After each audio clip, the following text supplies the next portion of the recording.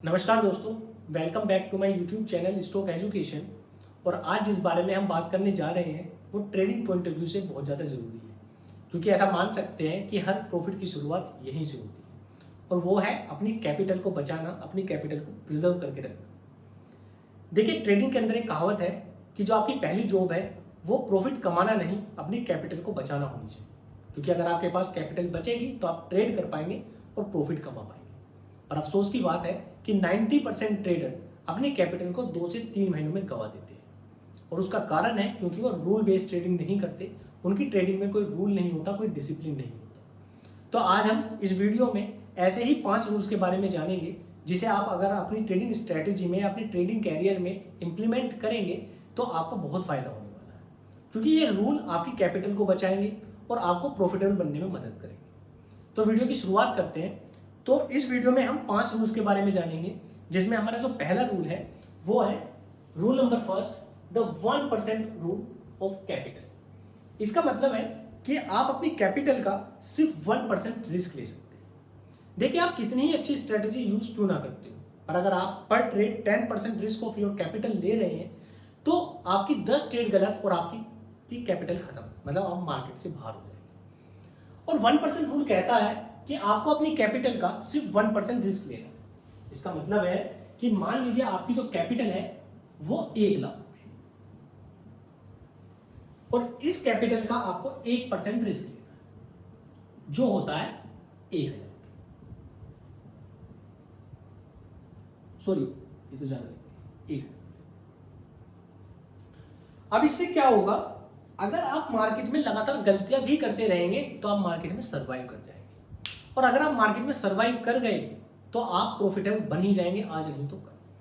देखिए, मार्केट में सर्वाइव करना ही मुश्किल है, और उसका कारण ही ये होता है कि लोग रिस्क बहुत ज़्यादा ले लेते हैं। अपनी कैपिटल का 10%, 20% लोग रिस्क ले लेते हैं। हो सकता है कुछ समय के लिए वो कुछ प्रॉफिट कमा भी दे, पर लॉन्ग टर्म में वो लॉस ही देते हैं। देखिए, जब हम पहले रूल पर जाते हैं और इसे कंप्लीट करते हैं, इसे अपनी हैबिट में लाते हैं, फिर आता है rule number 2, the calculate load size, मतलब अपनी पोजीशन साइजिंग। इसमें हम जा सकते हैं कि हम बात कर रहे हैं पोजीशन साइजिंग। देखिए, ये रूल डायरेक्ट कनेक्टेड है रूल नंबर फर्स्ट से, कि आपकी पोजीशन साइजिंग होगी आपके रिस्क पर। अब आपके जो कैपिटल, आपका जो पहला रूल है वो कहता है कि आप अपनी कैपिटल का सिर्फ 1% ही रिस्क ले सकते हैं, और मैं आपको मान के चल रहा हूं, ऐसा मान रहे हैं कि आपकी जो कैपिटल है वो 1 लाख है। इसका मतलब अभी हम बात करेंगे, हम 1 लाख की कैपिटल पे बात करेंगे। तो इसका आप कितना रिस्क ले सकते हैं 1 लाख पे? हमारा रूल कहता है कि हम सिर्फ 1000 ही रिस्क ले पाएंगे। अगर आप ऑप्शंस में ट्रेड करते हैं या फ्यूचर्स में ट्रेड करते हैं तो वहां पर जो लोड साइज है ना वो पहले से प्री डिटरमाइंड है, वहां पर हमें लोड साइज नहीं बनाना पड़ता। क्यों? क्योंकि अगर हम निफ्टी के अंदर ट्रेड कर रहे हैं, अगर हम निफ्टी में ट्रेड कर रहे हैं तो हमें पता है उसका लोड साइज 75 का है, और उसी लोड साइज के हिसाब से हमें कितने लोड लेने हैं वो हमारा रिस्क बताएगा। मान लीजिए हमारा जो रिस्क है पर ट्रेड में, अभी हम कोई जो स्टॉप लॉस है वो मान लीजिए हमारा 350 का है रिस्क, तो हम बता सकते हैं कि हमें कितना रिस्क है। हमारा रिस्क कितना है 1000 रुपीज, और स्टॉप लॉस बैठ रहा है हमारा 350 रुपए। तो हम कितने लोड ले सकते हैं? हम यहाँ पे अप्रोक्स टू अप्रोक्स निकाल सकते हैं कि हम यहाँ पर 2 लोड से लेके 3 लोड ले सकते हैं इस रिस्क पर 350 रुपए। और ऑप्शंस के अंदर लाइन मान लीजिए इसके अंदर 75 का है, अगर हम बैंक निफ्टी की बात करते हैं तो उसमें 30 का लोड चाहिए। वहीं जो अगर हम कुछ स्टॉक के ऑप्शंस की बात करें, लाइक एचडीएफसी बैंक की अगर हम बात करें तो उसमें जो लोड साइड है वो 550 का है। तो उस हिसाब से हम अपनी पोजीशन साइजिंग बना सकते हैं। पर अगर हम बात करते हैं शेयर्स की, क्योंकि शेयर्स में क्या है कि शेयर्स में कोई लोड साइज नहीं होता, हम एक शेयर से लेके 1000 या फिर 10,000 शेयर्स तक भी खरीद सकते हैं, पर उसमें हमें अपने लोड साइज, अपनी पोजीशन साइजिंग खुद बनानी पड़ती है। यहाँ हम लिख लेते हैं कि यार, यहाँ पे हम लिख लेते हैं कि हमारी जो कैपिटल है हम 1 लाख को ही लेके चल रहे हैं अभी, और जो हमारा रिस्क होगा वो भी हम फिक्स कर लेते हैं कि अभी रिस्क जो है हमारा 1000 है। और मान लीजिए कोई XYZ शेयर है, आप खरीदना चाहते हैं XYZ शेयर, ठीक है, और आपकी जो उसमें एंट्री आ रही है वो आ रही है 1,000 रुपये, 100 रुपये ले लेते हैं, 100 रुपये पर आप उसकी एंट्री। और आपने देखा क्या 100 रुपए में एंट्री, आप उसका 5% का एक एसएल लेके चल रहे हैं, मतलब जो आपका स्टॉप लॉस होगा वो आप लेके चल रहे हैं स्टॉप 95 पे, मतलब कितने पॉइंट्स का, 5 पॉइंट का आप इसमें रिस्क लेके चल रहे हैं। अब आपको इसके अंदर कितनी पोजीशन साइज में कितने शेयर्स आप ले कि आपका जो क्राइटेरिया है 1% रूल ऑफ कैपिटल का भी पूरा हो जाए और आप इसमें ट्रेड भी ले लें। तो उसके लिए क्या काम करेंगे, हम पोजीशन साइजिंग का एक फॉर्मूला लगा लेंगे। पोजीशन साइजिंग का एक फॉर्मूला है, पोजीशन साइज हमारी कितनी होनी चाहिए कि हमारा जो रिस्क है उसे हम डिवाइड कर देंगे किससे, जो हमारा लॉस है पॉइंट, जो एसएल पॉइंट है। मान लीजिए रिस्क है आपका 1000 और स्टॉप लॉस कितना है आपका 0.5, तो कितने शेयर्स आप खरीद सकते हैं इसके, 200 शेयर्स।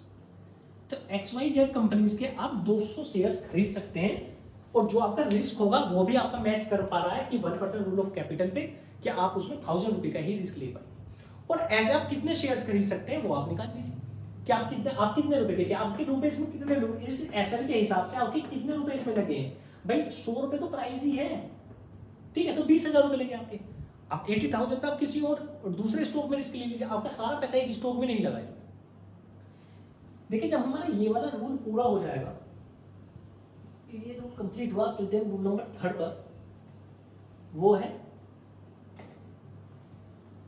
Strict stop loss.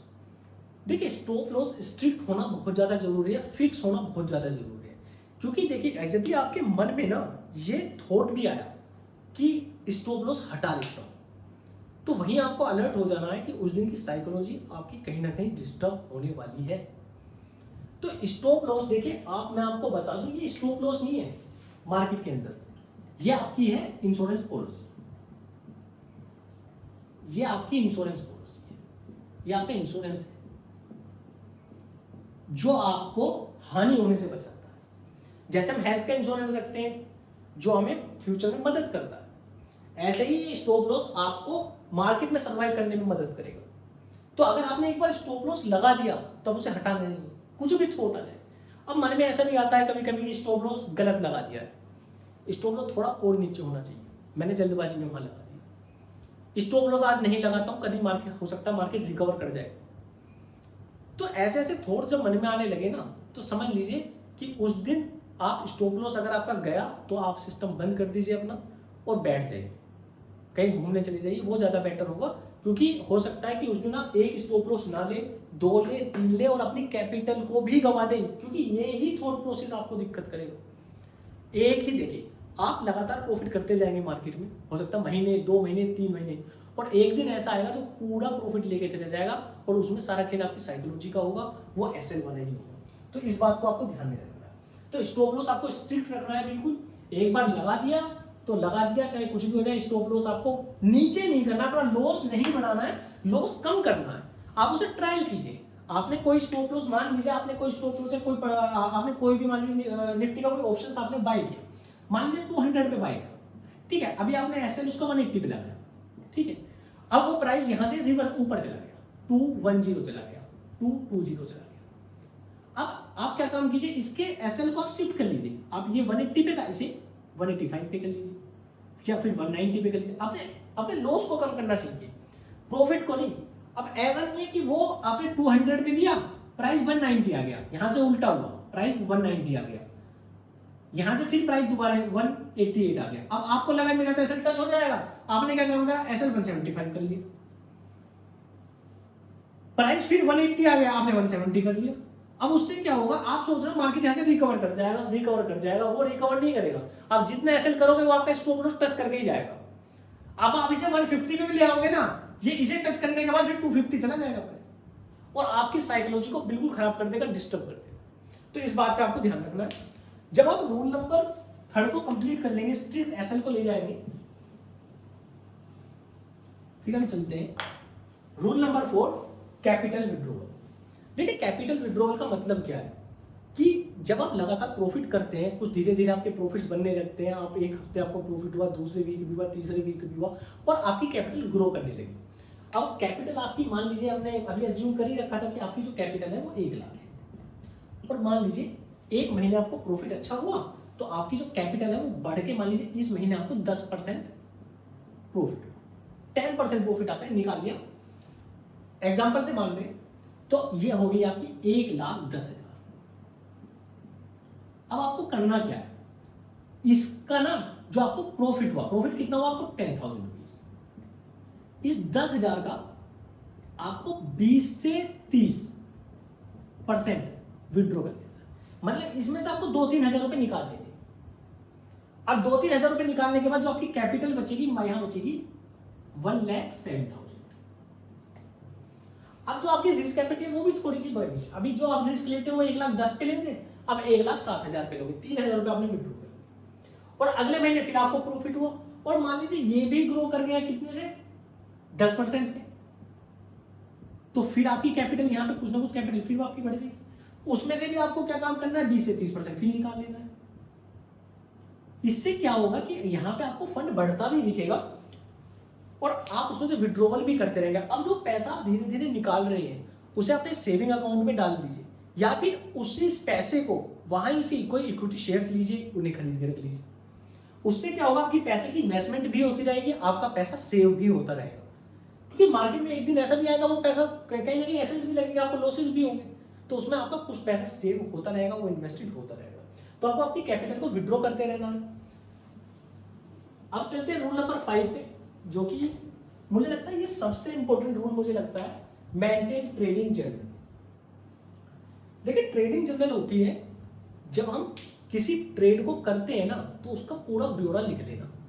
ये पता होना कि ये ट्रेड हमने क्यों ली थी, कब ली थी, इसके पीछे का थॉट प्रोसेस हमारा क्या था, जब ये ट्रेड ली थी उस टाइम में क्या सोच रहा था, मार्केट क्या चल रहा था।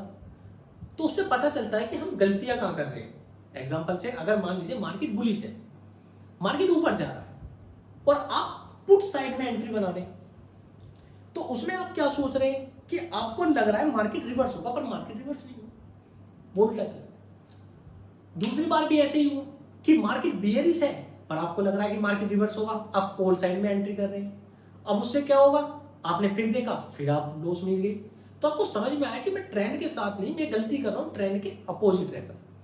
तो ये सब चीज आपको ट्रेडिंग जर्नल से ही समझ में आएगी। तो जब भी आप ट्रेडिंग जर्नल बनाएं तो आपको उसमें क्या लिखना है, एंट्री प्राइस लिखना है। आपको पहले तो आपको लिखनी है कि एंट्री की डेट क्या है, एंट्री डेट। दूसरा पॉइंट आपको लिखना है उसमें कि एंट्री का जो प्राइस है वो प्राइस क्या होगा, क्या होगा मतलब क्या है, कि एंट्री डेट क्या है, एंट्री प्राइस क्या है, आप जिसमें भी एंट्री कर रहे हैं।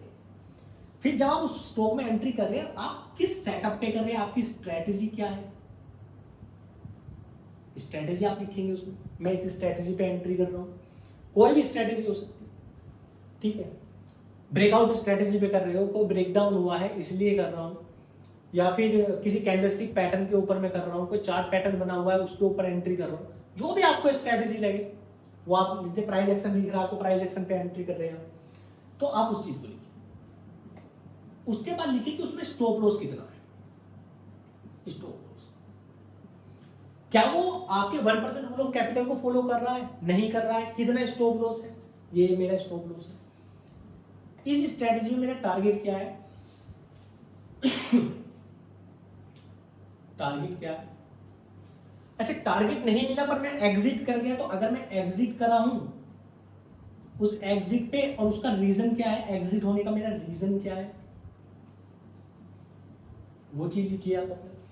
जब आपने ट्रेड करी है, उस ट्रेड के समय आपकी साइकोलॉजी क्या थी,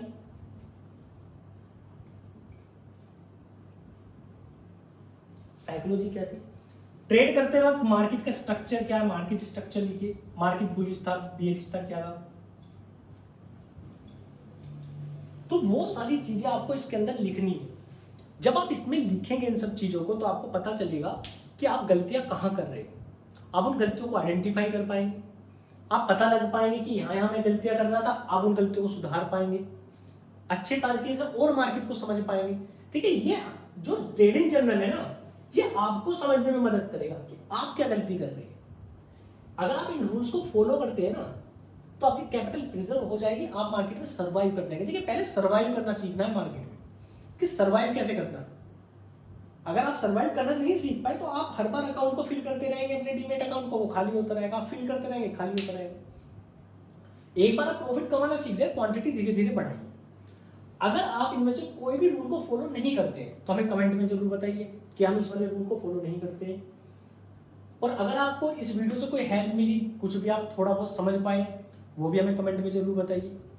तो आज की वीडियो को यहीं एंड करते हैं, ख़त्म करते हैं, और कोशिश करेंगे कोई कमेंट में सजेशन दीजिए अगर हम किसी और टॉपिक पे वीडियो बनाकर लाए तो धन्यवाद आपका। और हमारे यूट्यूब चैनल को सब्सक्राइब और लाइक ज़रूर कीजिएगा। Thank you.